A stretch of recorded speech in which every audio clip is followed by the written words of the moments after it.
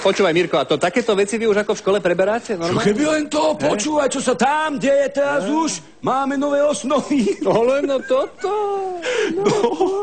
Minulé boli dievčatá u doktora. Áno. Na tej gynekologickej prehliadke. Počuj, aký škandál. A čo sa stalo? Vieš, sa zistilo, že už iba jedna je panna. Fíha, a ktorá? Učiteľka.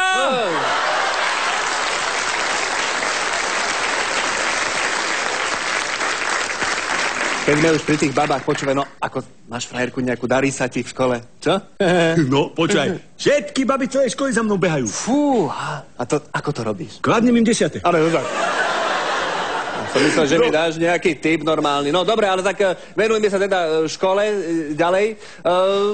Čiže aj sa niekedy ako prihlásiš? Jasné, a čo si myslíš? Hlásim sa, furt sa hej, no, hlásim. výborne, no. Duhovkou to mi odkrvídam, No. A teda aj ťa vyvolá učiteľka, hej, keď sa hlásiš, áno, sa ťa vyvolala, aj si teda vedel, áno, no, a čo sa pýtala? Kto si podol? Ale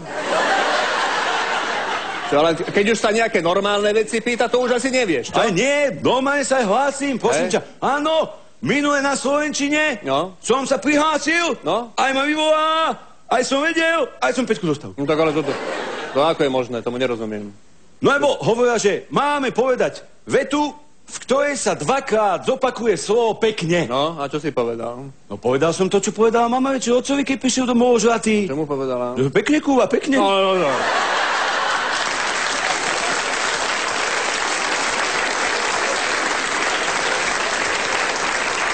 Mirka. Ale takto, keď rozprávaš v škole, takto čo máš, zo správania, prosím ťa? 3. No, to som si mohol myslieť. A čo si ešte vyviedol? Aj, tak som si gumoval 5 žiackej knižke. No to čo ti napadlo? A tak učiteľka mi to sama kázala. Ale jak ti mohla učiteľka kázať gumovať si petorky toto? Povedala, aby som si tie 5 v žiackej knižke okamžite opravil. Ale no, tak...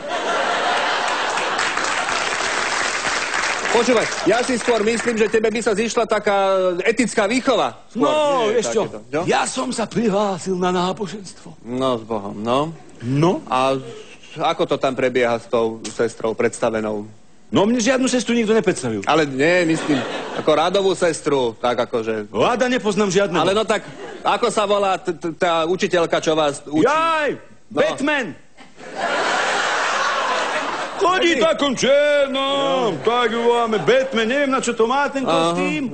Asi, aby mala ku nám bližšie, alebo niečo, že sranda. Áno, a darí sa jej? Ne, moc jej to nepomáha. No tak čo tak preberáte na tom náboženstve, to ma tak zaujíma. Tak sa pýta, čo sa pýta. No tak napríklad. Napríklad minulé sa ma pýta, Milko, no, či vieš, čo to je? Že skáče to po stromoch, je to také ryšavé, hryzie to oriešky, má taký chvôr. No. A čo si jej povedal? Počúvaj. Ja som vedel, že je to vevíčka. No ale aby mala radosť, tak som povedal, že Duch Svätý. No. Kviem.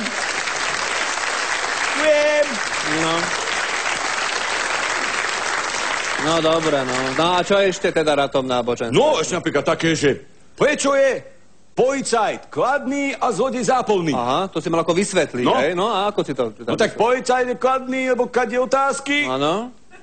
A zlodej je zápolný, lebo zapiera. Áno, tak... Toto má logiku, výborne, no. A čo ešte teda? Máte také nejaké hry, alebo tak, ja neviem, ako... Čo?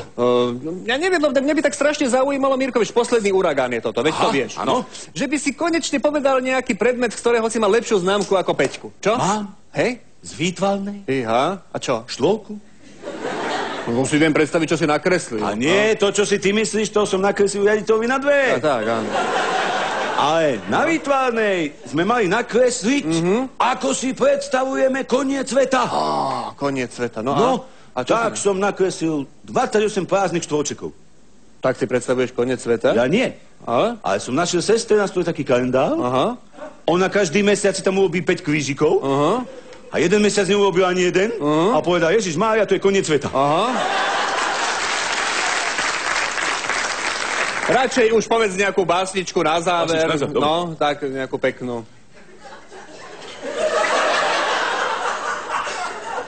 Letí striga na metle, naježená vo vetle, spytá z vodky humu vína. jedna dva do komína. Žiadne mlieko, žiadne syry, alkohol jej dáva sily.